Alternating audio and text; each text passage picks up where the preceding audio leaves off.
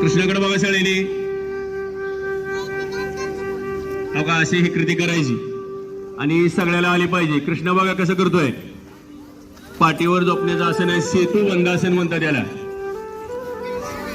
बघा कृष्णाने केले, त्याच्या जोडीदाराने केले, अतिशय छान सेतू बंधासन, खूपच छान.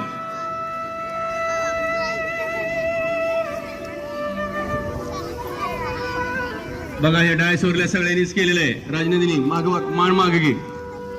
बघा ही मागची विद्यार्थिनी खूपच छान. ओके, आता सर्वांनी भुजंगासनाची आवश्यक कसं करी व्यवस्थित भुजंगासन करायचंय. सर्वांनी पोटावर झोपा.